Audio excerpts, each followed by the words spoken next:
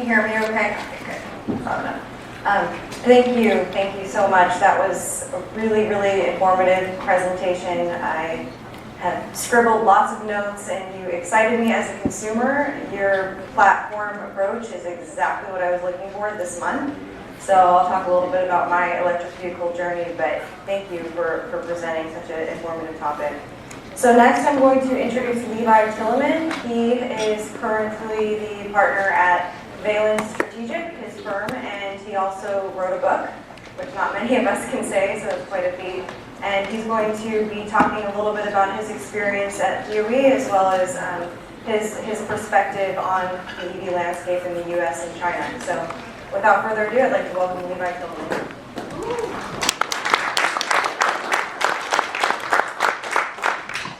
First of all, thank you, Ashley, for that introduction.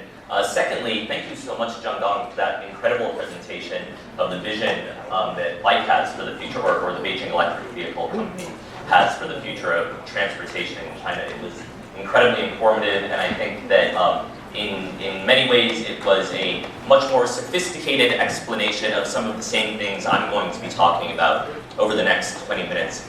I actually was lucky enough to get to visit your headquarters when I was in Beijing in January, and I was really impressed at the commitment the Beijing Automotive Industrial Corporation has made to electrification. And I thought it was a very smart strategy to separate the electric vehicle side and the traditional internal combustion engine side.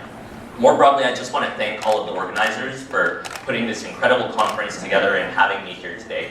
And I also want to thank David Sandalo, who is my former boss at the Department of Energy.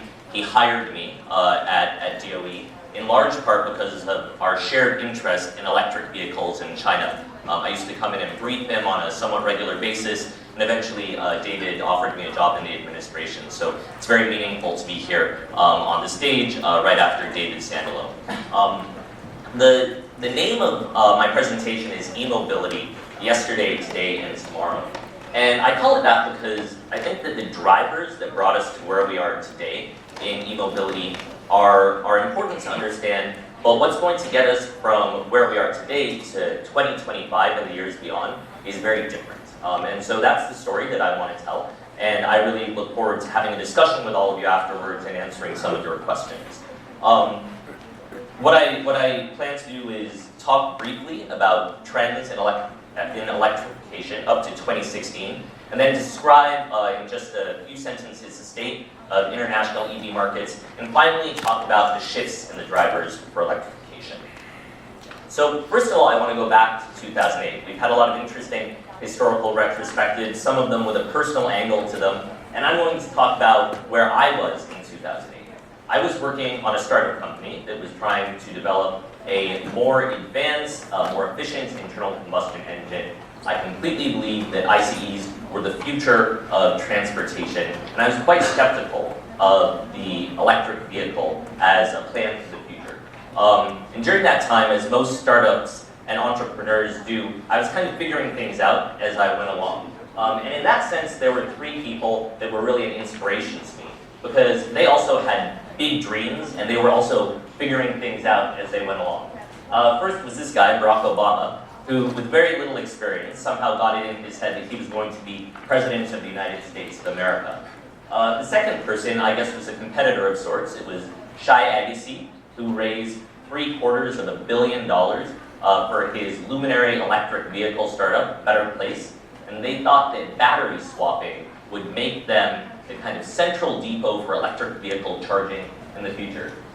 And the third one, of course, is Elon Musk, who had an audacious plan to build an electric supercar and then transition from building supercars for the 1% of the 1% to building cars that were available to the mass market. And we've seen some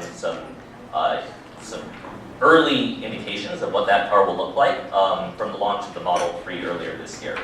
So unfortunately, Shai didn't work out, neither did my internal combustion engine, and that's why I'm here today talking to you guys about electric vehicles. Let's go back to Elon Musk for a second. So in 2008, the Tesla Roadster was the hottest thing in Silicon Valley. But how hot was it really? If you compare it to the state of the art in automotive technology, honestly, it wasn't that impressive. It could fit 2 people with basically no cargo. It went 0 to 60 in about 5.0 seconds. That's slower than my car, a Subaru WRX, which can hold 5 people and has a pretty big trunk on it. On top of that, it cost $98,000, which if you compare it to, again, my Subaru WRX, that has a base price of $27,500. My Subaru was better in almost every way, shape, and form than the Tesla Roadster. Now, thankfully, Elon Musk did not stop there. Tesla kept innovating. And today, they build what is arguably the best car in the world. The Tesla Model S can fit 5 adults and 2 kids in the back. Yes, the top line of the Model S series is very expensive, but for that you get just incredible performance. You get more than 700 horsepower, you get almost 700 pound-feet of torque, you get blistering acceleration from 0 to 60 in 2.5 seconds, beats my Subaru, and you get a very respectable 250 miles of range. Perhaps even more impressive, though, than the Tesla Model S is this car, the Chevy Bolt, that goes into production at the end of this year. The Chevy Bolt can seat 5 people and goes 0 to 60 in 6+ seconds. Good horsepower, good torque, and importantly, it has a range of about 240 miles, which means not only can it cover the daily needs of the average individual in America, it can drive you from Washington, D.C. to New York in one charge. It can also fulfill the needs of a taxi driver or a chauffeur. So it's really a potential game changer in terms of electrification. So now I'd like to talk a little bit about what brought us from that incredibly expensive, impractical Tesla Roadster to where we are today with a Chevy Bolt that after federal tax incentives is about $30,000 and really is an electric vehicle that is ready for the mass market. Probably the biggest single thing was California policy.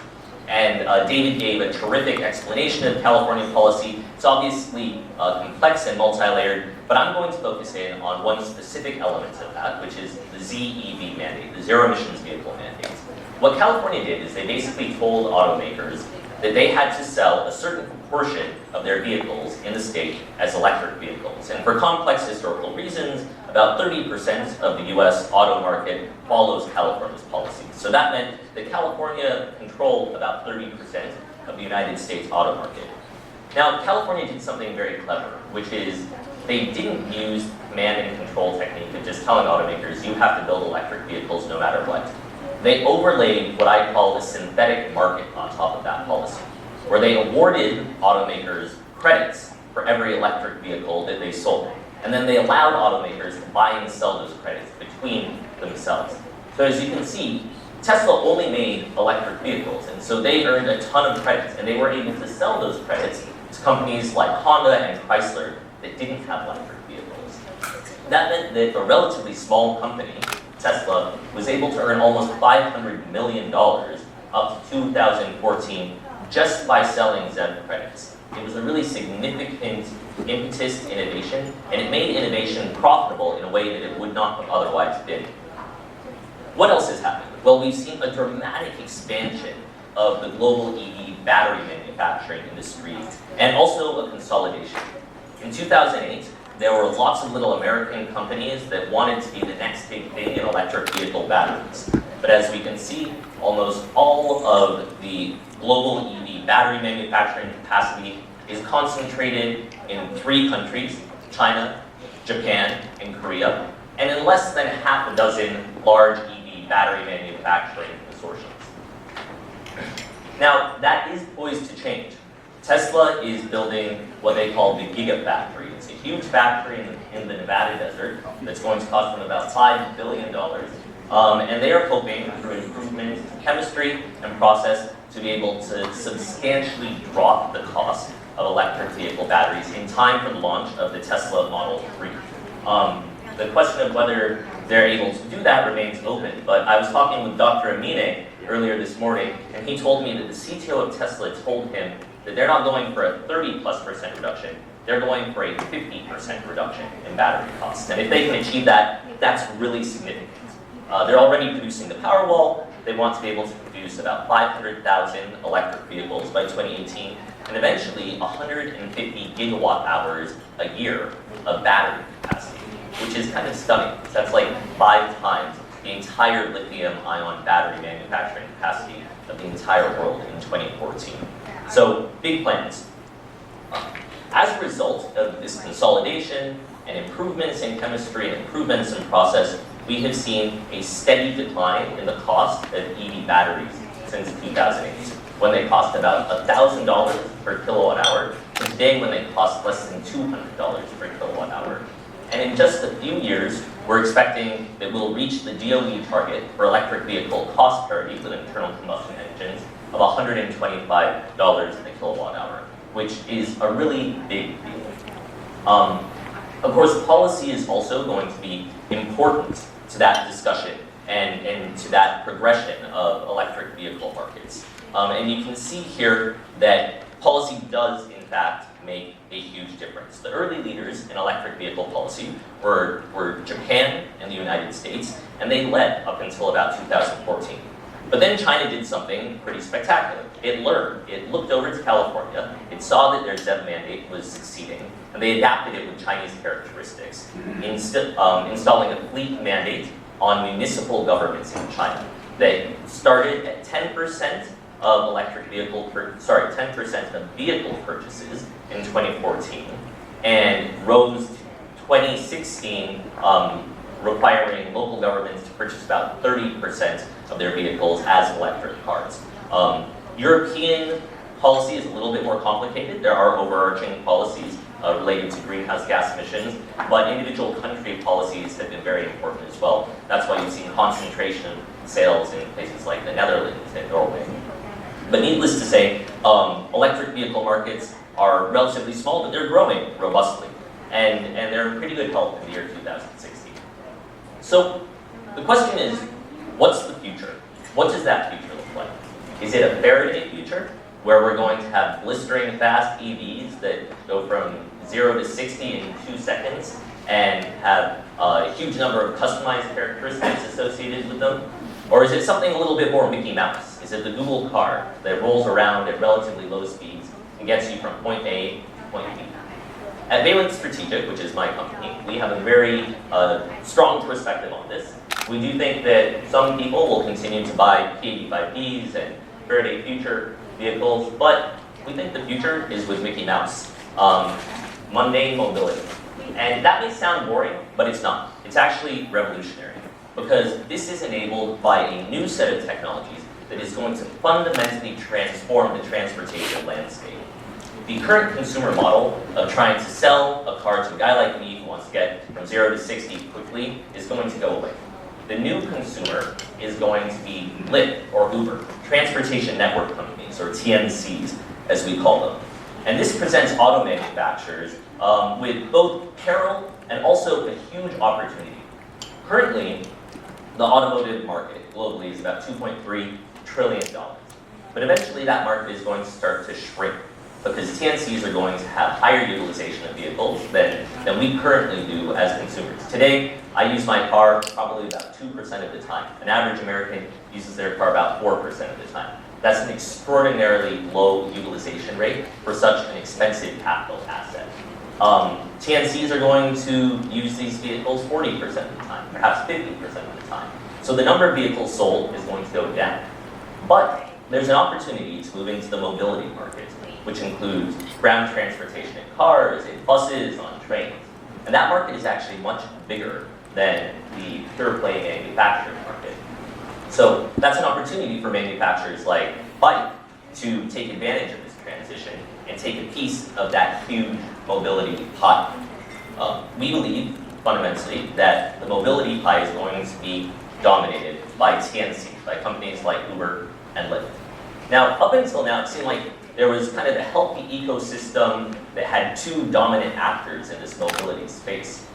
Uber was an 800-pound gorilla, but there was another consortium that included Lyft and Didi. But after the sale of Uber's China operations to Didi, everything just got a lot more complicated. And I think that this is going to provide regulators with a lot of fodder in the future. It's going to be messy as things work out. But another thing that you see is there are just tons of mobility companies out there. Lots of small players trying to get in on the game because this is going to be, to the 21st century, what automotive manufacturing was to the 20th century. And in fact, if you look back in history, at the beginning of the 20th century, there were hundreds of automotive manufacturers in the United States, and then there was this gradual consolidation to a few large national champions. We see the same thing in China right now, because China is relatively early in the development of its automotive market. You have more than 100 companies that manufacture vehicles in China, and the government has tried to lean on policy to consolidate them into stronger, more sophisticated national champions. The same shakeout is going to happen with transportation network companies. Now let's talk a little bit about how these transportation network companies are going to drive innovation in the 21st century economy. So that icon all the way to the left, that represents a transportation network company. And they are fundamentally different from a consumer because they are laser focused on reducing costs. And there are three main cost centers that they're going to focus on. The first is utilization. The second is, well, let me talk you through the graphic. I don't want to give away the story. So first of all, as I mentioned, when I drive my car, I drive probably 2 or 4% of the time. For a transportation network company that owns its own vehicles, that's not a very good deal. They want an asset that they own to be utilized 40 or 50% of the time. But today, what they do instead is they rent those cars from drivers. They rent two things actually. They rent the car and then they rent the driver's time. And up until relatively recently, what they paid the driver to do was pick someone up and take him from point A to point B. But that's actually a relatively inefficient utilization of those two very expensive resources. If you only put one person in the car, then you're not making the most of your dollar. So what they're doing now with services like Uber Pool and Lyft Line is TNCs are trying to put more than one person into one vehicle. And that is incredibly powerful from the standpoint of energy savings and just from a business model perspective.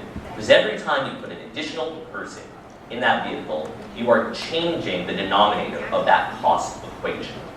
So we talked yesterday a little bit about whether there might be energy black swans that could bring positive surprises.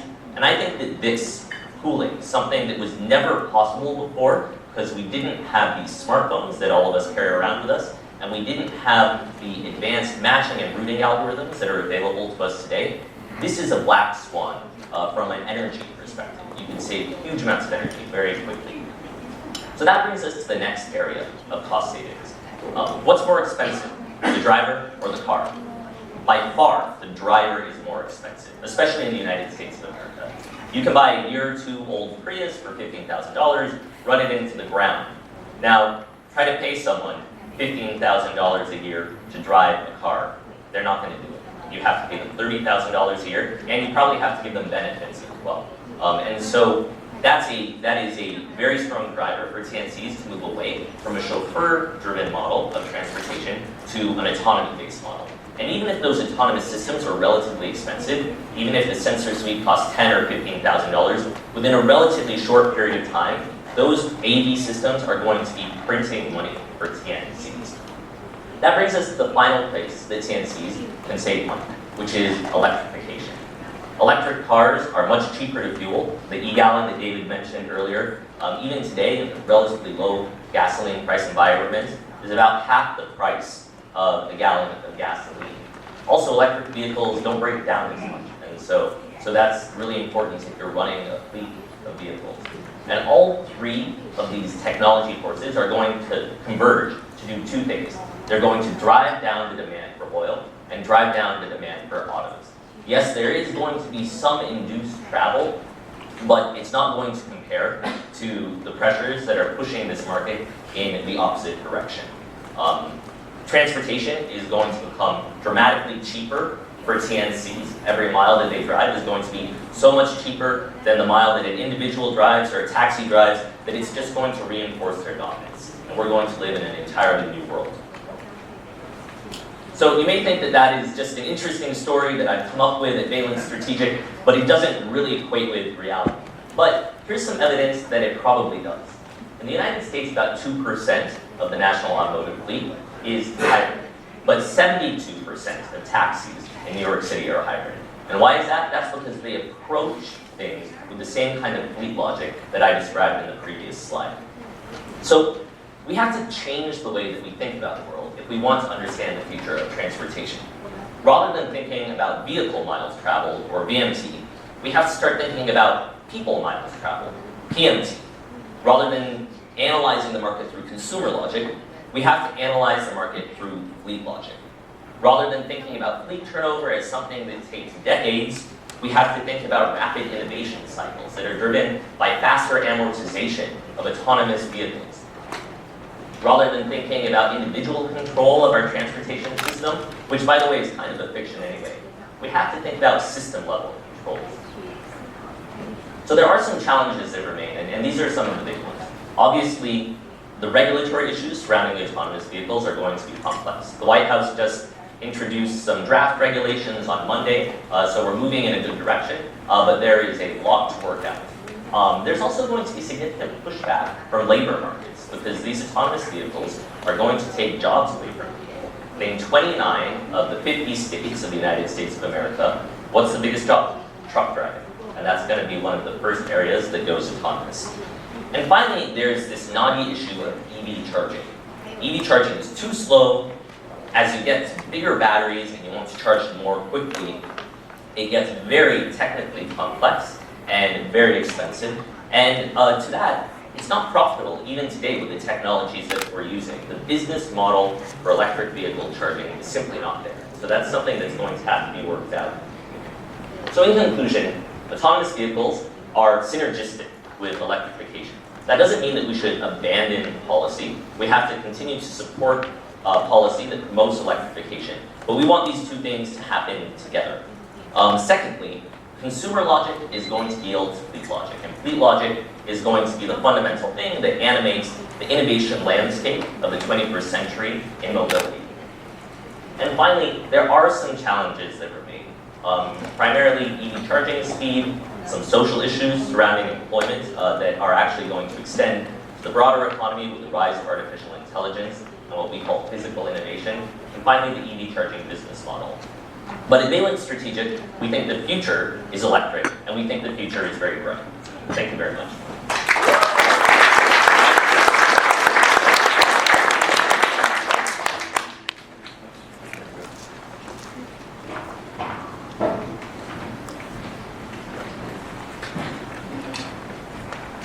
So in many ways, my experience is I was just listening to Levi speak and everybody else and reading into your histories and work that you've done. And in some ways, my 6 years in the EV industry, I started in 2010 when the Volt and the Leaf came out, does seem to be a little bit of a confluence of all of these things in smaller bits. I mean, obviously you've spent your life's work doing this research, but I feel that I've dabbled in all of these different realms that you're speaking of. So hopefully I can bring a little bit of experience to the group here just to learn about what happens when you take some of these strategies on a smaller scale in Oregon, and then what happens when you look at it from a policy perspective, industrial policy, from the ZEV state perspective, because I was heavily involved in that work.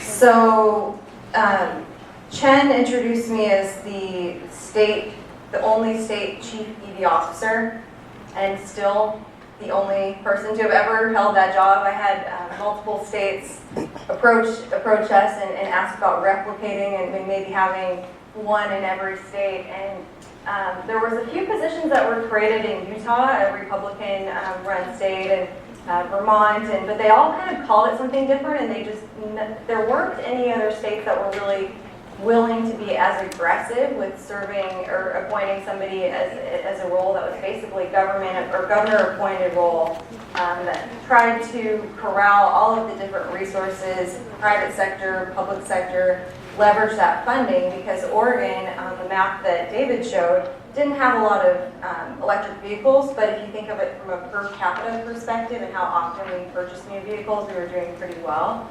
But we didn't have a lot of money like California has flowing. And so we had to get creative with what we had and sort of how do we accelerate EV adoption in a state that really doesn't even love cars to begin with. So I'll talk a little bit about that. So I currently work at PlugShare. How many of you are familiar with PlugShare, the app, one of the apps that David spoke about for EVs? Not many. We don't have a huge presence in China. So when Chen approached me about speaking, I have to admit, I mean, at PlugShare, we're not necessarily immersed in the China market. We very strongly believe that the US market has a lot of work to do, and we're trying to course correct on some of those things, and so I'm going to talk a little bit about that, who we are, what we believe the current market is. I thought I had the current numbers on the market in China, but David, your numbers surpassed mine, so I am absolutely astounded by the numbers of chargers and in-cars. And then just my history and policy strategy, some of the stuff that Levi's talked about in his previous presentations that I've seen and work that he's written, I just found it very interesting, so I'll talk about that. And then why DC fast charging? That's really my game, that's what I've been doing, and that's what I strongly believe in, so I'm going to preach about it on the stage. So app overview. So our app has over 450,000 downloads, and we are on a 1-to-1 ratio of when EVs are purchased. Generally speaking, people will download our app. Some of the cars that don't necessarily need to use PlugShare are Chevy Volt, but then you have those types of drivers that are hypermilers. They want to get as many electric miles as they can, so they're going to need to know where the charging stations are.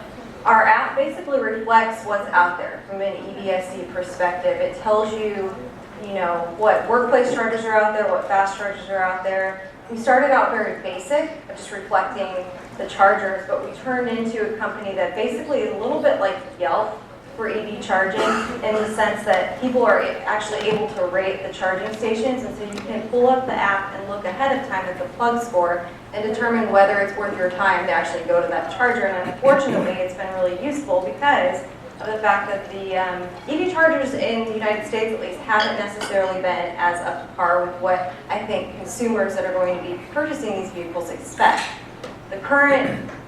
The way that I look at the current fleet of users that are out there, they're early adopters. I purchased a Nissan Leaf in 2010, and I drove it for 3 years, and I feel like I was in a little bit of a bubble. I think I'm finally willing to admit that, because after I drove my Leaf for 3 years, I was able to drive a Tesla Model S for my company when I switched to PlugShare. Now I'm back to a Leaf in the interim before the Bolt comes out. So I've had a little bit of experience with the Kia Soul, all of these different EVs. And what I will say is, from a consumer perspective, the infrastructure is not where it needs to be. And so as an early adopter, while I was willing to shoulder some of the burdens of going up to a charger and it doesn't work, or there's somebody cool that already, I have to wait another half hour. So when you say fast charging is 30 minutes, it's actually not, because you have to queue up and wait for the other person to leave. So there's a lot of issues there. So anyways, we show the reviews. We've got over 400,000 reviews, 85,000 photos. The photos are great because sometimes you pull up to a charger and it may be in a parking garage, but the question is, where at the parking garage? And you may spend 10 minutes of your time finding the charger, and when time is money, these are really critical information pieces. We are currently rated as an iTunes Essential. Another thing we have is ability to pay, which I'll talk about a little bit later. These are our partners. Pretty much every OEM we're working with on a different basis, whether it's data or building the software for their cars. So there are over 35,000 charging stations. Whenever I show this slide to American audiences or just within the EV industry, everybody seems to be impressed. But after seeing the number of chargers that are in China, it maybe is not as impressive at all, but I'd really like to see the breakdown of what types of charging stations you guys have. And we get all of our data in different ways than other apps that David mentioned. So while there's ChargePoint and EVgo, they're only showing you the chargers that are in their network. Our principle is to basically accelerate EV adoption, and we believe that by doing that, we need to show as much information as out there, whether it's our competitor or not. So we get that information from crowdsourcing, so people can actually enter a station, and oftentimes that is actually more accurate information and more up to date, even when we have an API, which we're updating every 5 minutes from networks. And then we take all of that data, we get the reviews, we populate a pub score, we do editorial review, and then we have our API. And then we distribute that API, so we work with companies like Kia, so their telematics are going to be powered pretty soon here by us. We've got a lot of other companies in the queue. Ford, we built their, we have our system that's behind My Ford Mobile, and we built the Nissan app. And this just shows you ratings. I'll skip over this. Mercedes, the Benz B-Class, they're basically showing you where the stations are, and that's powered by PlugShare. So I'm going to skip over this because clearly I'm out of date, but when I did my research, I saw that the China EV sales really catapulted, and I'm very interested to learn a little bit more about how that happened, but interested to learn more too so that we can actually take that to the US. So I kind of wrote down a few words in my mind that just things that drive me crazy about the electric vehicle industry that